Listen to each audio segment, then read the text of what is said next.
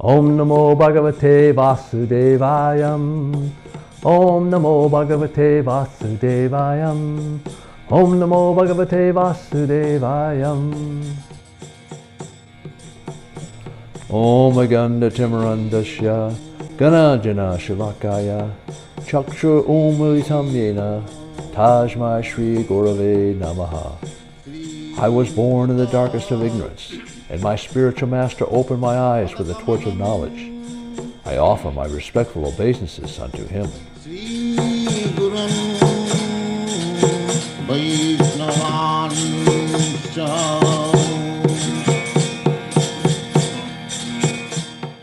Hare Krishna. The following video series is a summary of the Srimad Bhagavatam. Srimad Bhagavatam was translated into English by His Divine Grace A.C. Bhaktivedanta Swami Prabhupada. Also included are His in-depth commentaries known as purports. These purports unpack the often complex and symbolic language of the text, making it understandable to a wider audience. The Srimad Bhagavatam, also known as the Bhagavata Purana, is considered the most important of sacred scriptures. Composed around 5,000 years ago, it is considered the ripened fruit of the tree of Vedic literature and the original commentary on the Vedanta-sutra. The author of Srimad Bhagavatam is Srila Vyasadeva. He is also the compiler of the Vedas, classified as a Purana, a vast genre of ancient stories and knowledge encompassing history, philosophy, and spiritual teachings. Srimad Bhagavatam includes stories of avatars, creation narratives, lives of saints and sages, philosophy discourses, and practical guidance for spiritual life. Divided into 12 cantos with over 18,000 verses covering 10 subject matters. 1. The elemental creation. 2. The secondary creation. 3. The planetary systems. 4. Protection by the Lord. 5. The creative impetus. 6. Manvatars. 7. The science of God. 8. The dissolution. 9. Liberation. And 10. The supreme shelter. In the Chaitanya Charitamrita, Madhya-lila, chapter 25, text 143 and 144, Lord Chaitanya, speaking to Prakrisananda Saraswati, tells him. Translation. The meaning of the Vedanta-sutra is present in Srimad Bhagavatam. The full purport of the Mahabharata is also there. The commentary of the Brahma Gayatri is also there and fully expanded with all Vedic knowledge. Srimad Bhagavatam is the Supreme Purana. It was compiled by the Supreme Personality of Godhead in His incarnation as Vyasadeva. There are 12 cantos, 335 chapters, and 18,000 verses. Canto 6, chapters 7 through 13. Chapter 7. Indra offends his spiritual master, Brhaspati.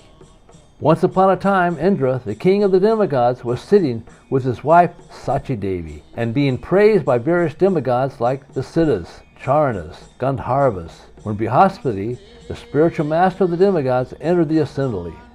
Indra, being too absorbed in material opulence, forgot himself and did not respect Brhaspati, who thus became aware of Indra's pride in his material opulence and immediately disappeared from the assembly to teach him a lesson. Indra became most repentant, understanding that because of his opulence he had forgotten to respect his spiritual master. He left the palace to beg pardon from his spiritual master, but could not find Brhaspati anywhere. Because of this disrespectful behavior towards his spiritual master, Indra lost all his opulence and was conquered by the demons, who defeated the demigods in a great fight and occupied Indra's throne. King Indra, along with other demigods, later took shelter of Lord Brahma.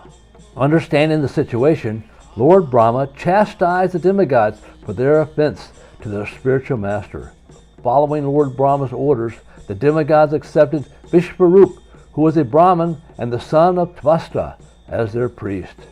Then they performed yagnas under the priesthood of Vishvarup and were able to conquer the demons. A verse from chapter 7 is text 9. Tato nirgatya sahasya kavir angirasa prabhu ayaya svagrihantusnim vidvan srimada vikriyam. Translation. Brhaspati knew everything that would happen in the future. Seeing Indra's transgression of etiquette, he completely understood that Indra was puffed up by his material opulence. Although able to curse Indra, he did not do so. Instead, he left the assembly and in silence returned to his home. Chapter 8. The Narayaëa-kavaca Shield. This chapter describes how Indra, the king of heaven, was victorious over the soldiers of the demons. It also describes the shield of the Vishnu mantra. To take protection from this shield, one must first touch kusha grass and wash one's mouth with achama mantras. The 8-syllable mantra is Om Namo Narayana. After finishing this dedication, one must offer a prayer to the 8-armed Lord Vishnu, who sits on the shoulders of Garuda. One also has to meditate on the different forms of the Lord. After explaining this process, Sukadeva Goswami told Maharaj Pariksit how Vishvarupa, the brother of Vrtrasura, described the glories of Narayaëa-kavaca to Indra. A verse from chapter 8 is text 30.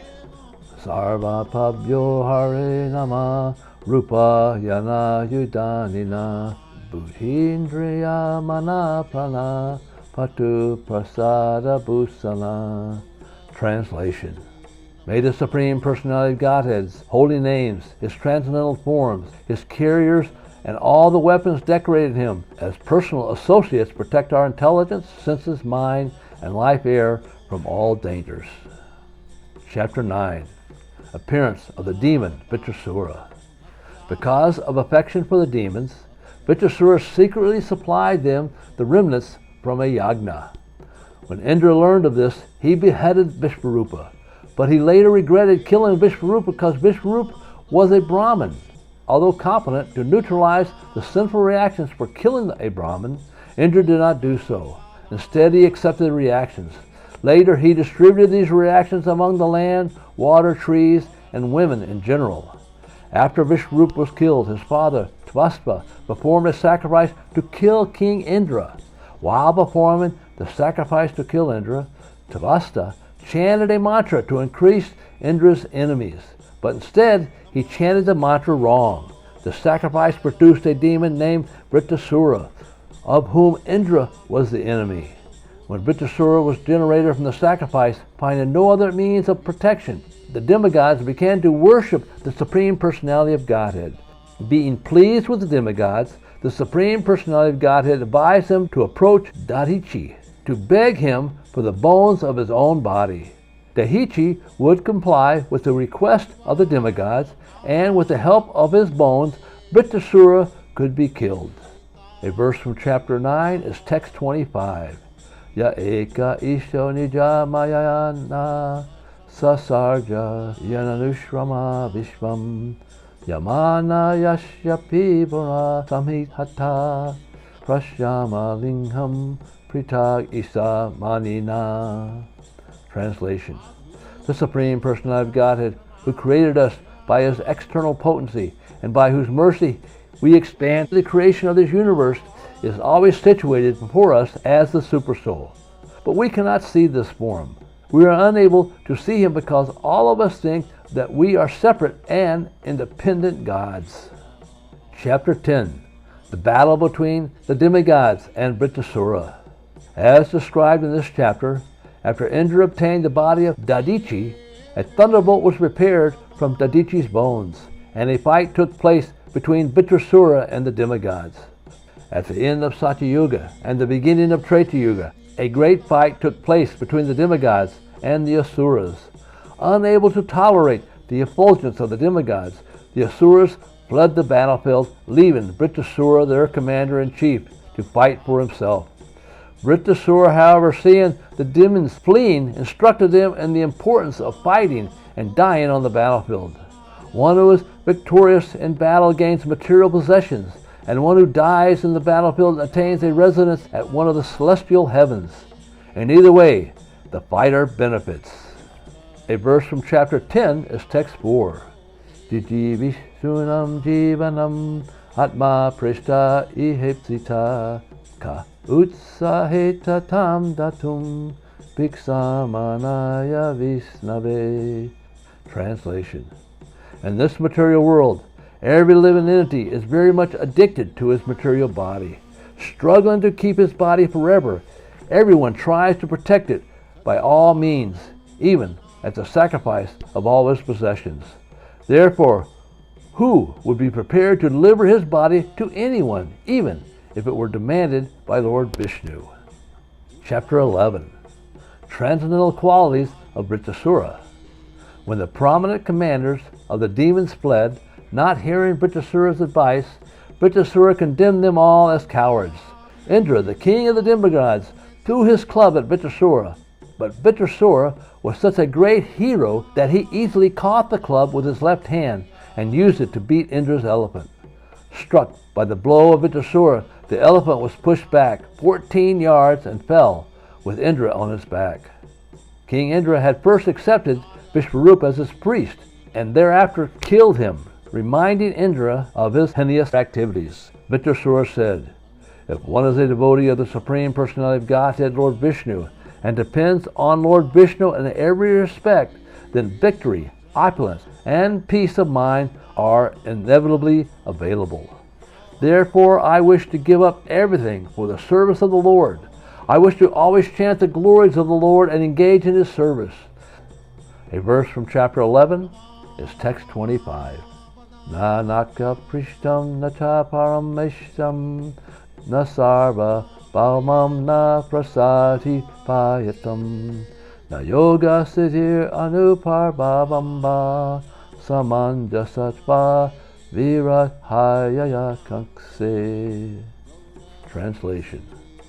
O my Lord, source of all opportunities, I do not desire to enjoy in Dhruvaloka, the heavenly planets, or even the planet where Lord Brahma resides, nor do I want to be the supreme ruler of all the earthly planets or the lower planetary systems. I do not desire to be the master of the powers of mystic yoga, nor do I want liberation if I have to give up your lotus feet. Chapter 12. Vrtrasura's Glorious Death. After Vrtrasura finished speaking, he released his trident against King Indra with great anger. But Indra, using his thunderbolt, which was many times more powerful than the trident, broke the trident to pieces and cut off one of Vrtrasura's arms. Vrtrasura then spoke to King Indra as follows, instructing him very well. "The Supreme Personality of Godhead," he said, "is the cause of victory and defeat. Not knowing that the Supreme Lord is the cause of all causes, fools and rascals try to take credit for victory or defeat themselves. But everything is actually under the control of the Lord. No one but him has any independence. When one understands, however, that the real control is the Supreme Personality of Godhead, he is freed from the relativities of the world, such as distress, happiness, fear, and impurity. Thus Indra and Vrtrasura not only fought, but also engaged in philosophical discourses. Then they began to fight again. This time Indra was more powerful, and he severed Vrtrasura's remaining arm. Vrtrasura then assumed a gigantic form and swallowed King Indra, but Indra, being protected by the talisman known as Narayaëa-kavaca, was able to protect himself even within Vrtrasura's body. Thus he emerged from Vrtrasura's abdomen and severed the demon's head from his body with this powerful thunderbolt. A verse from chapter 12 is text 14. Tasmat akirti yasayor jaya pajayayor api samashrat sukha dukkaya vyam mritu jivitaso data. Translation. Since everything is dependent on the supreme will of the personality of Godhead, one should be equiposed in fame and defamation, victory and defeat, life and death. In their effects represented as happiness and distress, one should maintain oneself in equilibrium without anxiety. Chapter 13. King Indra, afflicted by sinful reaction. Following this instruction from the demigods, King Indra fought Vrtrasura, but when Vrtrasura was killed, everyone was satisfied with King Indra, who knew Vrtrasura's position. This is the nature of a great personality. Even if a great personality acquires some opulence, he is always ashamed and regretful if he acquires it illegally. Indra could understand that he was certainly entangled by sinful reactions for killing a Brahmin. Indeed, he could see sinful reaction personified following him, and thus he fled here and there in fear, thinking of how to rid himself of his sins. He went to Manasa Sarobara, and there, under the protection of the goddess of fortune, he meditated for 1,000 years. Indra later performed a great sacrifice with the help of the exalted Brahmins and saints. In this way he was released from the reactions of his sinful killing of a Brahmin. A verse from chapter 13 is text 11. Tayedratma sahatapam nirvitir namnu asvisat vimantam bhakyatam pratyam sukha yatyapi no guna. Translation. Following the advice of the demigods, Indra killed Vrtrasura, and he suffered because of this sinful killing. Although the other demigods were happy, he could not derive happiness from the killing of Vrtrasura. Indra's other good qualities, such as tolerance and opulence, could not help him in his grief.